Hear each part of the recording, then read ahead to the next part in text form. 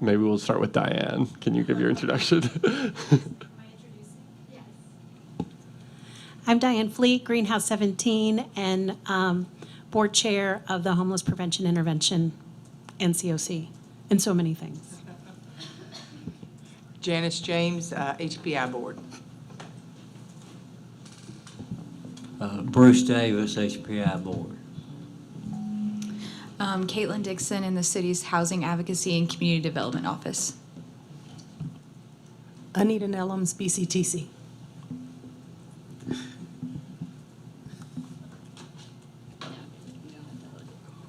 Sherry Baptiste, Salvation Army. I'm a case manager.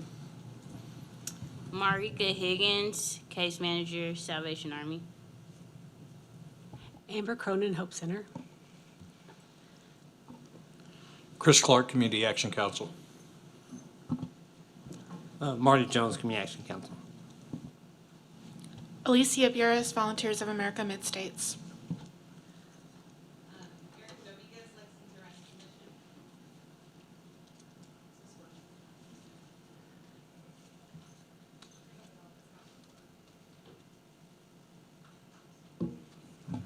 Naomi Cluett, Lexington Public Library. Hi, Mackenzie Willoughby with Mount Comprehensive Care Center. Jamie Cody, Bluegrass Care Navigators. Julie Joseph, NAMI Lexington.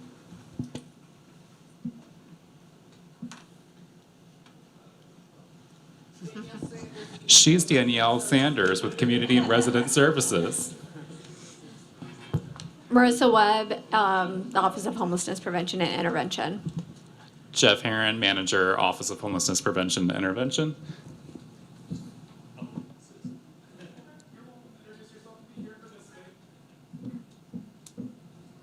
Okay, and I'm Bo Revlett. I'm chair of the advocacy committee for the HPI board. And so first thing on the agenda is minutes from August 23rd. Those were included in the packet. Are there any comments, questions, or corrections?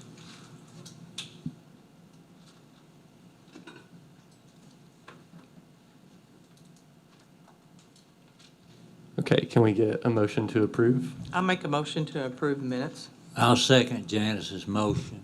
Great. All in favor, please signify by saying aye. Aye. Okay, any opposed? Great, minutes are approved, and we will move on to new business. Diane, I believe you are first, so take it away.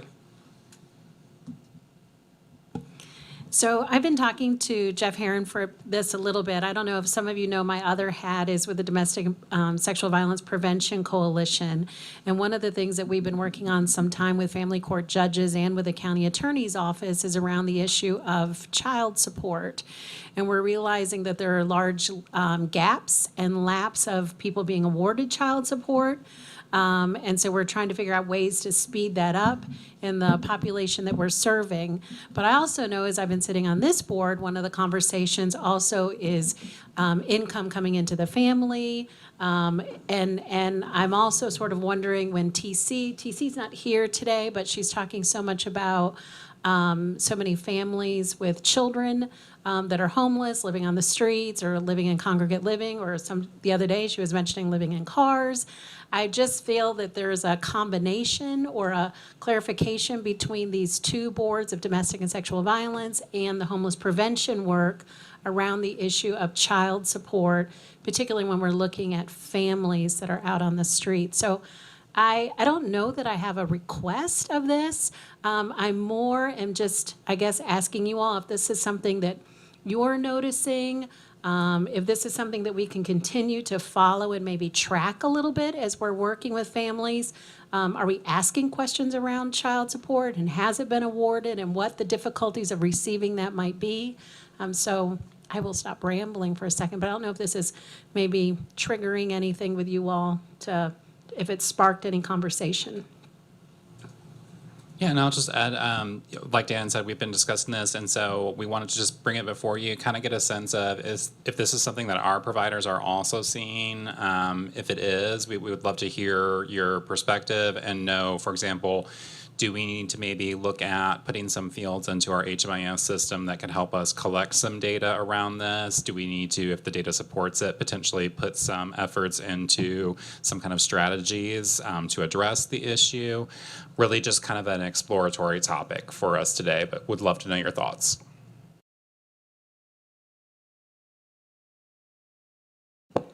Have you talked about it in the outreach meetings, street outreach? So this is the first time that we're really addressing it. We haven't really spoken about it in any other platform yet. Because I think it's a good idea for them to maybe ask questions about child support if they're not already. Gladly take a look at that and see if that's something they might be able to gather some information on.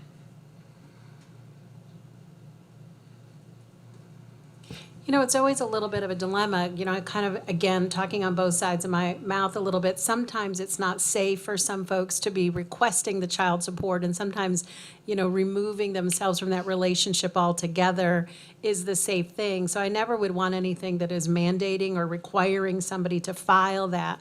But I also think there might be some cumbersome in the process within the court system to be able to identify and have child support granted.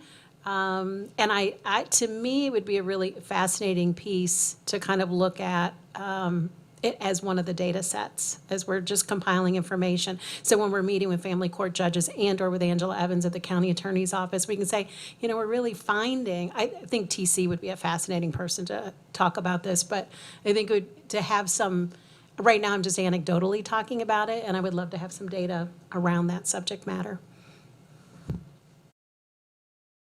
I was thinking women on the street might not even realize that they have the power or the ability to ask for child support. You guys might have a better idea. I mean, do women? Yeah, I don't want to put anybody on the spot, but like Salvation Army, you Yeah. guys are going to be one of our primary resources that interacts with women and families. Is this anything that you guys are seeing in your shelter? I've seen the same issue where women are having trouble getting child support. Now, I worked for DCBS in the family support side. I know that they're they're just behind on cases. So it's kind of hard to get in touch with them, and it's also hard for them to go into the place, too, because sometimes they're not allowed to. You have to call or do things online, and that's what makes it difficult, too. And that might open the door even more. So we were looking at it a lot just through the protective order process, you know, because that's something that can be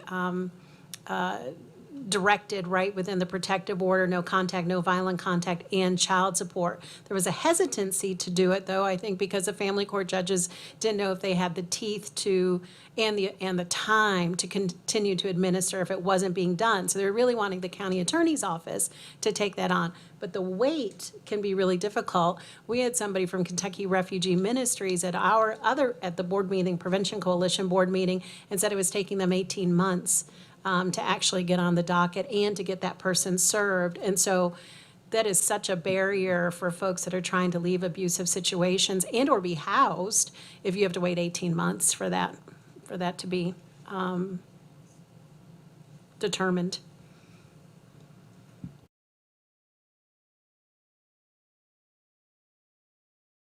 Yeah, I was just gonna say too, I've seen it on the opposite side, where it could have a detrimental effect to the male who may be paying child support, and it becomes a barrier for them to get housing because it eats into their income. So that might be looking at, I don't know how that would play into, you know, what we're looking at, but that would be another thing to consider as well.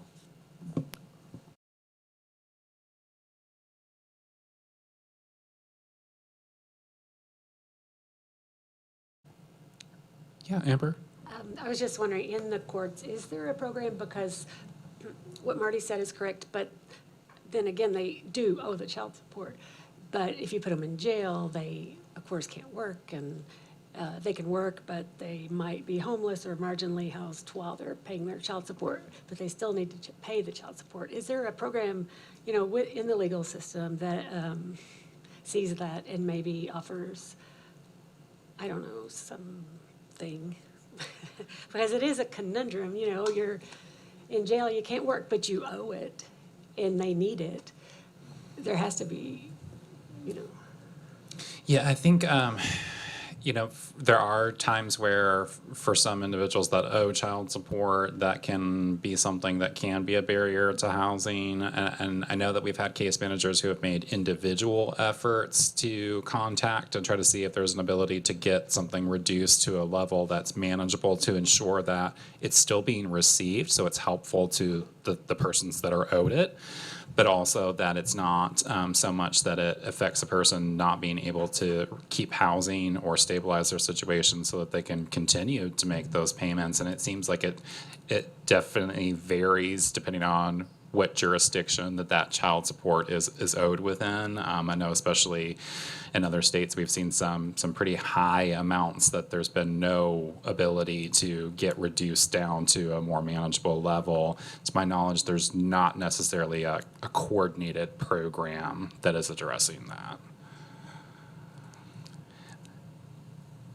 And I don't want to co-opt Bo's meeting with it, but, part of it I think would be just really fascinating to have that conversation, because even like what Marty was saying, it could be interesting to see how to make this system better for everybody that's participating in it. Like, I'm very much putting on my Greenhouse 17 hat, and I'll just be cranky, that, we'll sometimes have women with children that are in shelter, can't afford any place else, where I know abusive partner is in the home. Well, that annoys me. And so, there's that piece of, we've got somebody homeless due to domestic violence, not receiving any income. I'm putting 0 income on the notification thing through our paperwork. And the scales seem out of whack.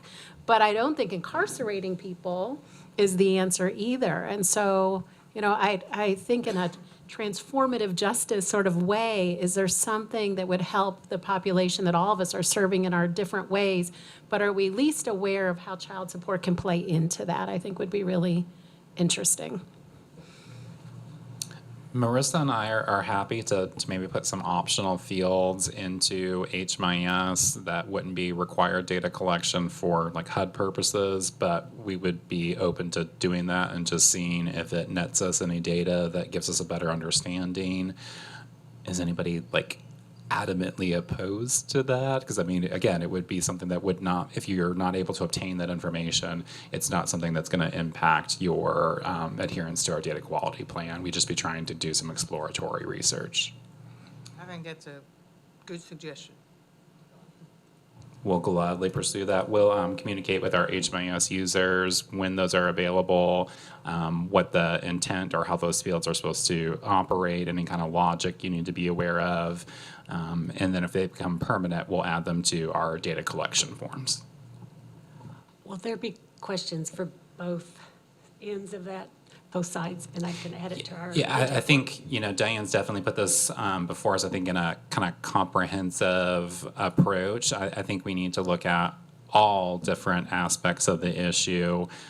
We want to make sure that it's something that would benefit everybody. And kind of going back to something that I had said a moment ago, I think if somebody is unable to make a really high, burdensome child support payment that's out of their reach, it would ultimately benefit the separated partner or family in receiving at least some child support income rather than continuing to receive nothing. So I think of that as something that we definitely need to consider all the different aspects of this, whether it be, you are not being awarded child support, maybe you're being awarded but not receiving. Maybe it is that you are saddled with a very cumbersome payment that's making it difficult for you to maintain housing. Yeah, it would seem that for us, gathering data and see if it impacts homelessness is what we should do, because this is such a big problem on both sides. You take any situation, it can be harmful to the man or it can be harmful to the woman. So I think that might be above us being able to impact it, but it'll be interesting to see if we gather any data that even affects homeless situation. Yeah, I think our role is to assess and make some potential recommendations based on what we're seeing. But yeah, I agree. This is not going to be something that solely our system alone can take on. But if we think that it's something that benefits our population, I really want us to be a part of that conversation. Thank you for your time. Great, thank you. And next is Marissa with Continuum of Care Competition Feedback Survey. Yes, so hopefully you all are aware that we submitted the Continuum of Care application. And as a part of that process and also a part of my goals in this role as the COC coordinator is to provide greater transparency about that process, what it looks like, what it means for the continuum. And as such, I have an ask of everyone, which is to complete the survey. The survey has multiple options. If you engaged in the COC competition, this means everything from just thinking about participating to actually submitting an application, all the way to I've never engaged, I don't even know what the COC competition is. Just better ways that we can get more information. I have the QR code very hugely displayed. That way you can just take a picture with your phone and get it. It's also included in the agenda packet. But I would really, really appreciate the survey. It is completely anonymous. So I really think that this would be helpful. These questions are about our local competition, information from HUD, how to better understand the process, how to better understand the technical aspects of the application, as well as just greater understanding. And part of this survey came about because I had somebody email me asking, what is a COC competition? And I just want to make sure that when folks are coming here to these meetings and participating within our system, they understand how the system operates and how the continuum of care funding is one part of that system, and it's a pretty big part. So how they can be more involved, greater understanding, greater learning for all of us. So I would really appreciate if folks participated. Again, it is anonymous, so you do not have to provide your contact information unless you want to at the very end. I have an other section, but that's it. Great, thank you, Marissa. Can I ask one quick, did you want just one person per agency to enter, like, or would you want No, as many people as possible? It can be as many folks as possible. So it could be the person who actually submitted the application, as well as the ED if they're different folks, as well as the person who will maybe be implementing the actual housing program if they did apply, for example. Or yeah, it could be anybody. Thank you. Any other questions? Great. I hope that you all take the survey. Great, so next is continuing business, and the first item is mine. So I'm going to give an update on the source of income discrimination discussion at Urban County Council and the COC's engagement in those discussions. So on October 10th, the Social Services and Public Safety Committee of Urban County Council heard a presentation from Commissioner Lanter on source of income discrimination. Commissioner Lanter's presentation included quotes from some COC providers about the need for this and some data and statistics on the policy's effectiveness in other places. And he also addressed what the policy would and would not do, and in particular responded to a lot of the narratives that have been circulating around some exaggerations of what the policy would do, and he answered some questions from Urban County Council about what exactly a ban on source of income discrimination would be and not be. And the outcome from that hearing was that the Social Services and Public Safety Committee scheduled a public hearing for November 14th at 6 p.m. to receive public comment specifically on source of income discrimination. Again, that's on November 14th at 6 p.m. That's a Tuesday in 3 weeks. And they did not accept public comment at this. Most committee meetings don't receive public comment, but they wanted to schedule because they know that this is an issue that a lot of people, both supportive and some people from, especially from the landlord community, have been opposed to this. So they wanted to make sure to make space for everyone to be able to present their views on it. I think it would be extraordinarily helpful if people from the continuum came to that public hearing. We've sent 2 letters to the Urban County Council, and I'll give an update in a second about a couple of providers had a meeting with a few council members recently. But I think the council members have heard a lot from some tenants in support of it, and have also heard from some landlords in opposition. I think that the more that they also hear from service providers about the impact that landlords not taking vouchers and third-party payments has on our ability to house people, the better that they'll be able to make an informed decision about this. So I really encourage people to go to that public hearing November 14th at 6 p.m. And then there was a meeting that with a few council members, that Christina Ellison from New Beginnings Bluegrass, myself, and Alyssa from Greenhouse 17 attended.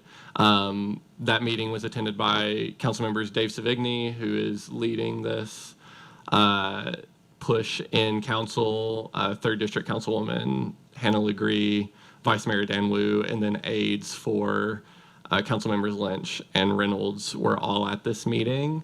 And it was a very friendly meeting. They were mostly just asking questions about what the impact on the service providers there and the continuum as a whole was of landlords rejecting vouchers and third-party payments. And they expressed a lot of curiosities around the impact on the continuum. And although, and I will say though that the 5 council members who were represented there are the people who are some of the people who are more likely to already be supportive, and there's a whole other set of council members who were more unsure whether they're supportive or not.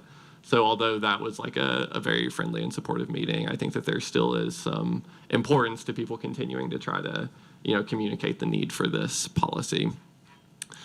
And so on that note, in addition to the public hearing that's happening on November 14th, we've had discussions about some service providers coming together to host a press conference or a public event that was scheduled for a couple of Mondays ago, but then whenever they rescheduled this whenever they scheduled this public hearing, we discussed and said that it may make more sense to do that closer to that date so that it's closer to the council members' minds. And so the current proposed date for a press conference is November 10th at 10:30. That's a Friday it's the Friday before the public hearing at 10:30 a.m. so that they would have time to media would have time to come to the press conference and then do a story before the evening news. The organizations that I've heard back from that for sure are interested in co-hosting, I heard from Greenhouse 17, Arbor Youth Services, Lexington Fair Housing Council, and Kentucky Equal Justice Center, and then a few others were like waiting for approval and waiting for more details. I'm curious if there are any other agencies here who would be interested in coming to a press conference about in support of a ban on source of income discrimination on November 10th.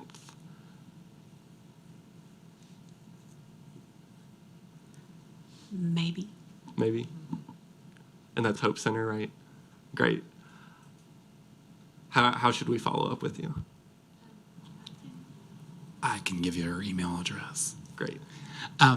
Did you already state the location of the press conference? We don't have a location yet. Okay. So, that's one thing that I would be curious to hear people's feedback on is where do people think would make sense as a location for this? Are there any agencies who may be willing to host, or do people think we should maybe try to do it somewhere downtown closer to City Hall? What do people think?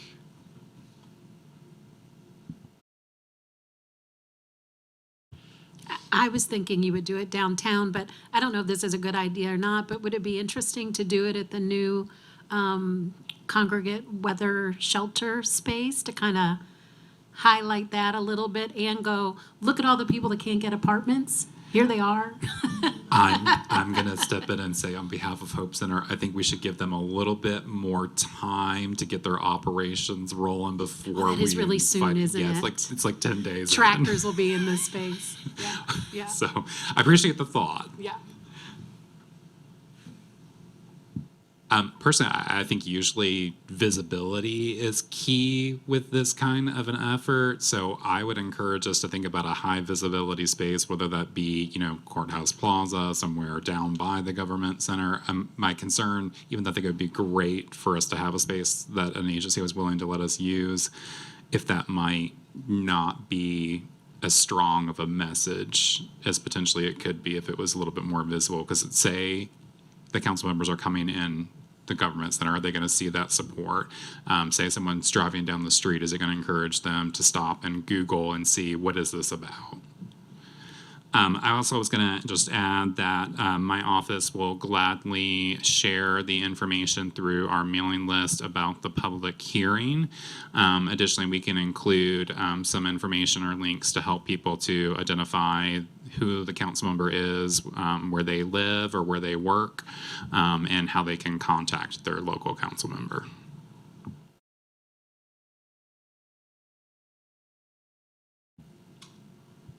Great.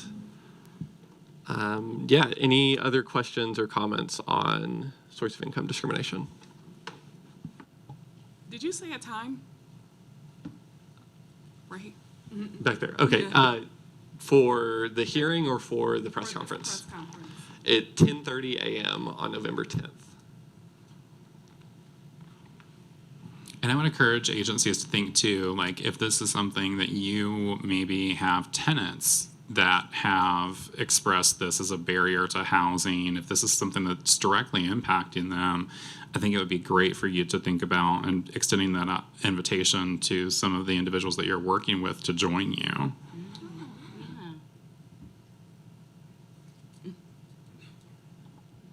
Great. Any other comments or questions? Great. Then I will pass it. Oh, was that We someone? would like to be included for the press conference. Absolutely. Great. Do you have their contact, Jeff? Okay. Thank you. Any others?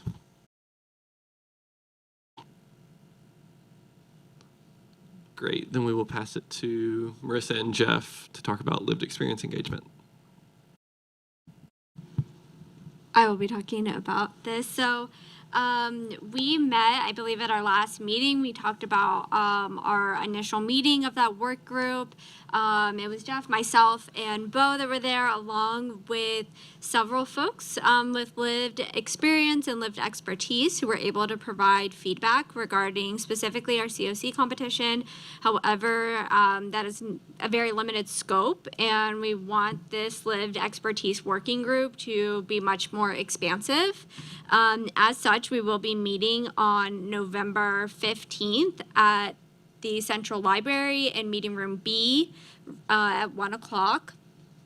These are for folks with lived experience, so those who are currently experiencing homelessness or have experienced homelessness within the past 7 years. I encourage you to encourage folks to come. We will be talking about the scope of that working group, what it will look like, what the limitations of the working group will be, what are some of the potential projects that we can work on. Basically setting up that structure. And then we also will be discussing specifically coordinated entry as well. We've had some discussion within our coordinated entry meetings about revisiting that assessment tool and determining what may be the best path forward. And obviously we cannot determine that avenue without the expertise of folks that will be directly impacted by that assessment tool. So it will be a two-part, and that agenda will be going out for folks. I will first be contacting the folks who previously were in attendance who requested to be contacted. But if you have some individuals that you believe would be good for this working group, I would encourage you to send them that way. We will, and we are currently working through determining incentives. We do want to make sure that we are compensating folks for their expertise, their valuable time, and their input. We literally cannot do the work without them. And just as though most people in this room are compensated for their work, except for our lovely volunteer board. The rest of us, we need to make sure that we are providing adequate compensation for folks that are engaging very critically and thinking about the structure of this group and its impact within our system. Any questions? Okay. Great. Next, it's still you, Marissa, for program standards update. Wonderful. Okay, so last month we met regarding rapid rehousing standards. Thank you to those who were in attendance. I have notified all parties of that working draft document for their review, and we expect that those standards will be here at our next committee meeting, which will be happening in December, to be voted on, to be reviewed by the entire continuum. Our permanent supportive housing standards, that will be our next standards that we will be reviewing and examining in greater detail. That meeting will be happening November 29th. And that will be a Wednesday at 1:30. I've sent out an email to those providers asking for a location. So if any folks want to volunteer their space for us to have that meeting, that would be wonderful. Otherwise, they can expect a location from me here in the next week. Any questions about that? Alrighty. Okay, now we have Jeff for IDs for those experiencing homelessness.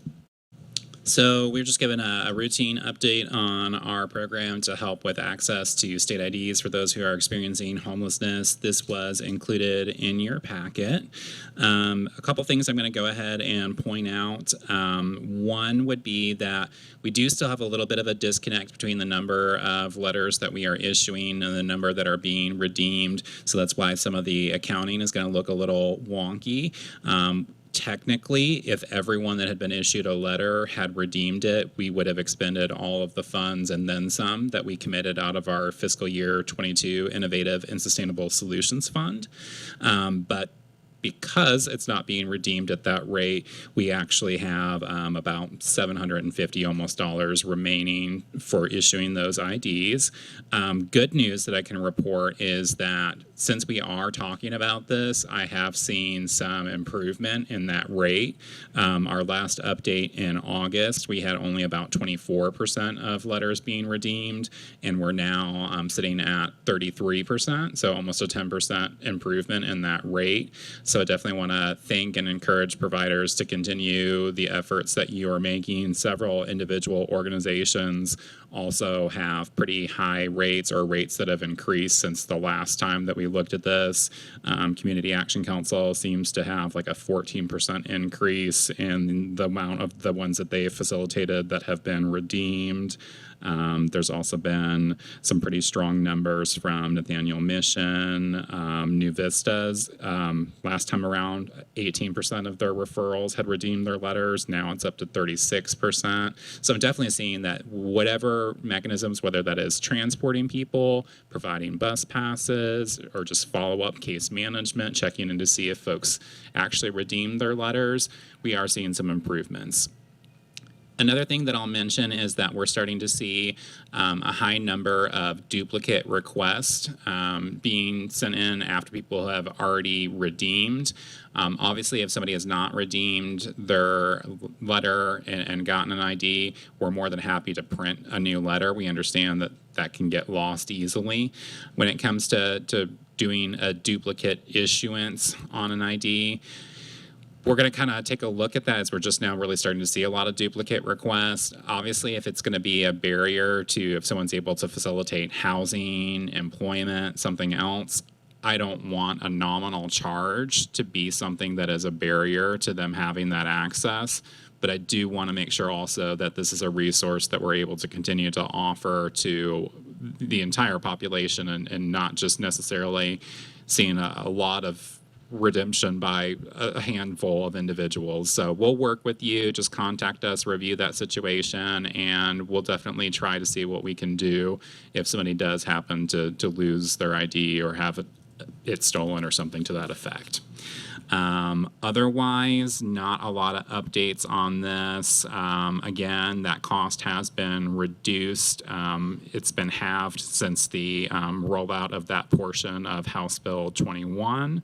And just finally, a reminder for agencies, we're doing pretty well, but make sure you do give us an individual's full legal name. That helps the state ensure that they're able to match that person, especially if they need to look up in their system to retrieve that individual's birth certificate or social security card. It helps them better locate those records.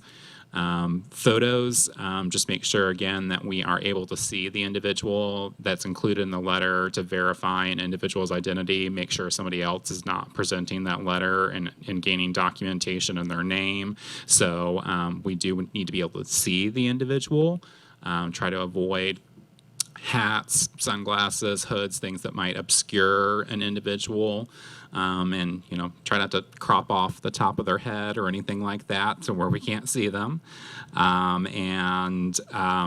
I will say, too, when collecting an individual's name, we've had a couple of instances where someone's name that they've reported to us for the referral has not matched the legal name that is in the system for them. I know sometimes things happen where somebody might change their circumstances, get married, get divorced, etc. So try to be clear with your clients that we're looking for legal name. Sometimes those requests have been pushed through, and even though the name doesn't match, they'll still facilitate it. Other times they've had to reach out to us and get a new letter issued, and I just don't want to put up any additional barriers to people that would make it more challenging or more difficult for them to obtain that documentation. Would there be any questions about our ID program that I can answer for anyone? Jeff, this has probably been discussed in the past and I've missed it, but after, at the end of a year, can they be renewed without much difficulty or? So my understanding is that after that 1 year, they should be able to get it renewed fairly easily. My hope is that after a year, many individuals will no longer need to use an agency's address because hopefully they'll have more permanent residence of their own. But for example, like once it's issued, like if that individual was to lose it and didn't want to go through us, they could directly go back to the local office and get a new one. It would just be that they would be responsible for covering the cost rather than us. Other questions? All right. Thank you. And it looks like I'm up for the next item as well, so I'll just keep trucking along. We have just a minor update regarding National Homeless Persons Memorial Day. Last time around, we had Dale Chapman agree that she was going to take over heading up that planning effort, considering the limited capacity that my office has with the level of staff and all of our needs.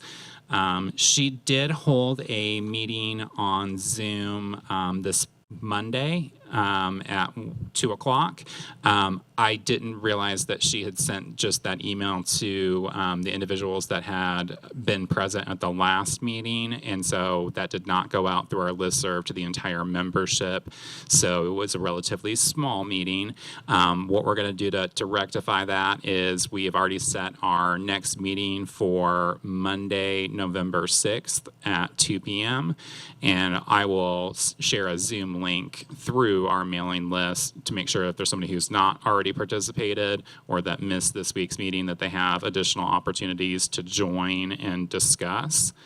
At this time, I am following up with Parks to see if we can confirm our ability to use Tandy Park. The folks who were able to join us this week still have a preference for holding this event in a visible space, an outdoor space. And so that's presently what we are pursuing. Additionally, there had been some talk in the past about what we wanted that service or event to look like. There had been some discussion around potential of if we wanted to serve food, if there was going to be distribution of any items like care packages or blessing bags. Those who were able to attend this week kind of wanted to really focus in on what it is that we hope to accomplish with the event, and largely wanted to first focus on raising the awareness and honoring those that have passed away, and had some concerns about taking on too much in our first time trying to do this event, and trying to skew too heavy towards making it a service event. And I can understand wanting to get some footing. Definitely, if you have thoughts about what you would like this event to look like, if you disagree that you would like to see more of a service component, I'd invite you to join us and be a part of that conversation on the 6th. But we'll get that out through the listserv so that you can join Dale and the other folks planning this effort. At this time, I'm definitely glad, though, to take questions, take down names of persons that would like to be involved, or any ideals of what people would like to see for this event.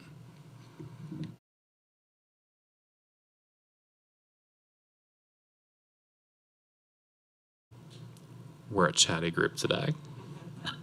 Is there still talk of the memorial sort of piece where people could bring names forward? I know there was a concern about overlooking people, so it was just going to be kind of a interactive space where people could post a memento or a note, or is that still in the plans? Yeah, that's definitely something that we're still talking about, and I think Dale would like some support in figuring out how exactly to implement that, what it looks like, but a lot of people still continue to have concerns that if we do a reading of names, that there's a couple of pitfalls. One would be to potentially not just have the information and not recognize someone. Others have mentioned that, it could potentially be something that could be triggering or traumatic for someone that has lost someone close to them, and that might create more of a situation where maybe we have somebody who experiences a little bit of a crisis. So the thought of keeping it to where there is a way to honor without necessarily doing a straightforward reading of the names still seems to be something that the committee wants to keep in place and pursue.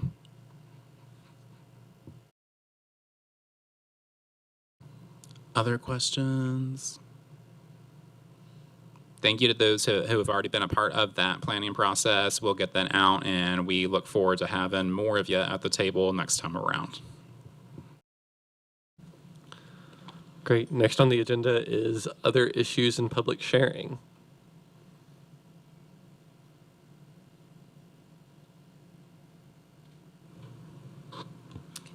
Related but unrelated, tomorrow night is the sheriff's office always does a candlelight vigil. I believe it's called Rise Up. So it's from 5:30 to 7:30, and it's in Courthouse Plaza. So if you know survivors of intimate partner violence, domestic violence, or families that have been impacted by it, she does sort of an amazing event. She usually has great speakers. There's resource tables. She often has food and things. So anyways, it's at the Courthouse Plaza tomorrow night, 5:30 to 7:30.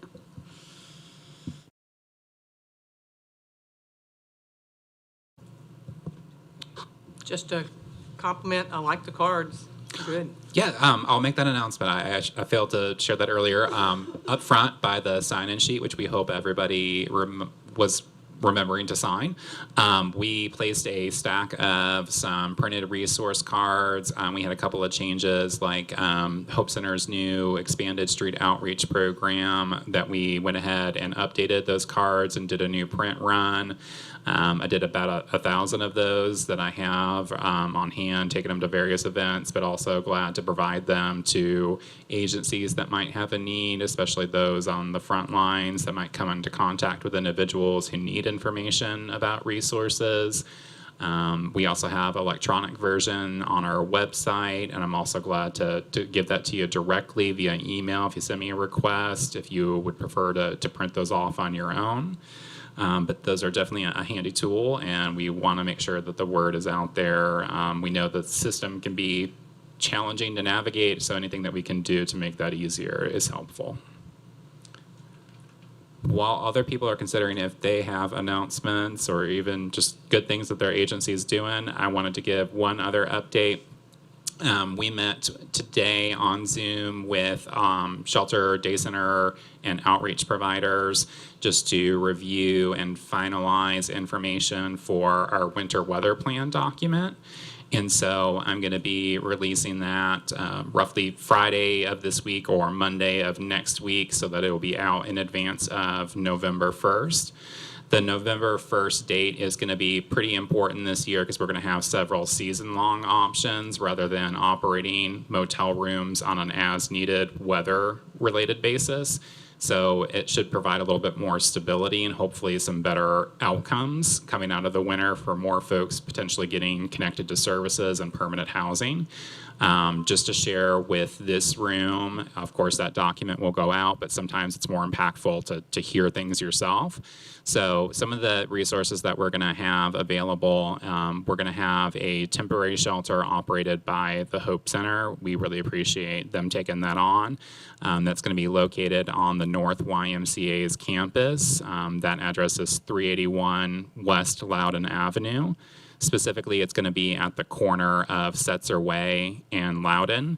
It's going to be a season-long, November 1st through March 31st temporary shelter. It's going to have capacity on average for up to 160 adult men and women.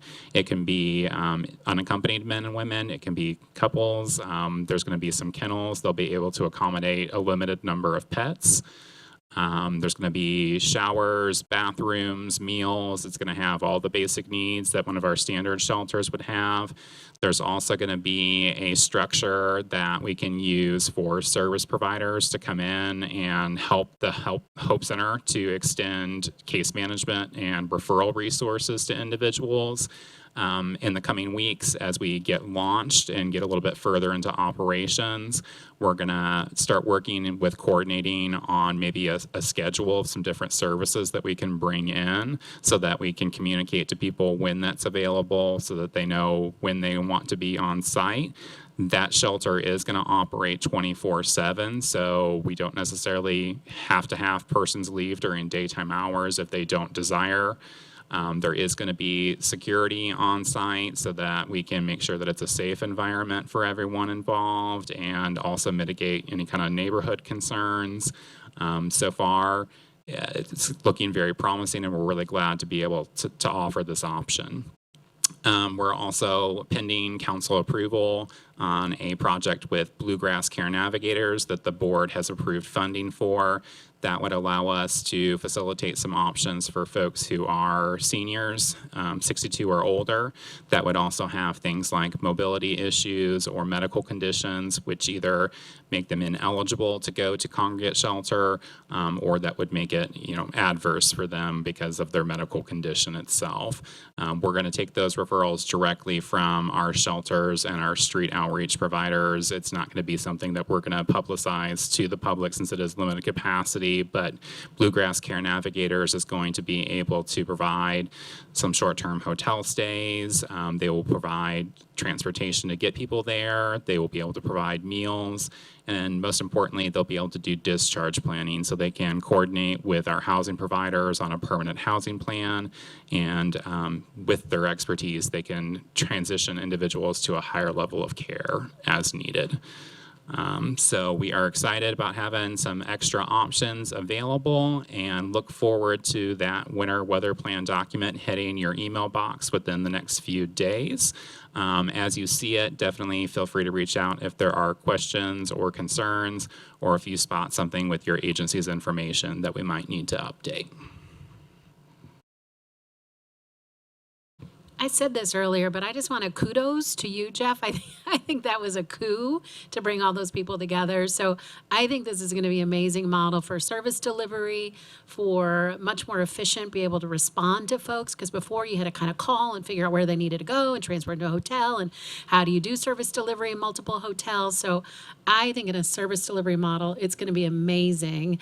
And so cheers to you. Cheers to Marissa.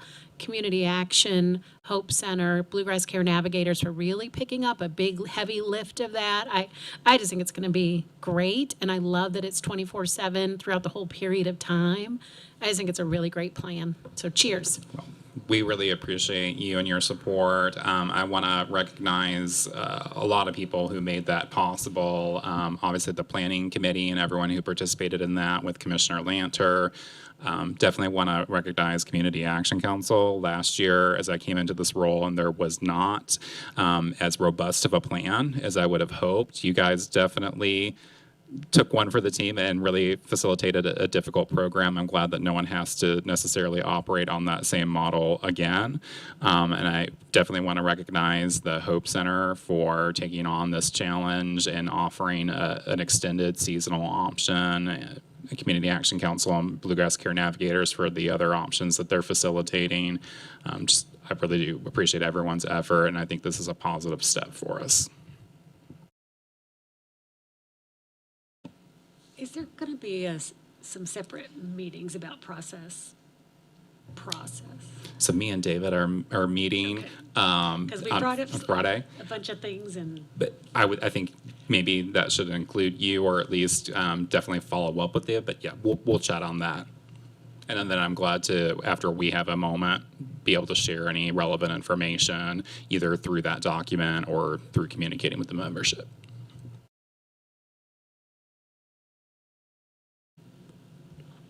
Any other issues or public sharing? Great. Is there a motion to adjourn? So moved. I second Janice's motion. All right. All in favor? Aye. Okay. As everyone leaves, I'm just going to point out, keep in mind that December with the holidays, we're going to be a little bit off of our normal schedule. So this next meeting will be December 20th, which is actually the third Thursday instead of the third Wednesday instead of the fourth Wednesday. So both program performance and advocacy are bumped up a week due to the holidays.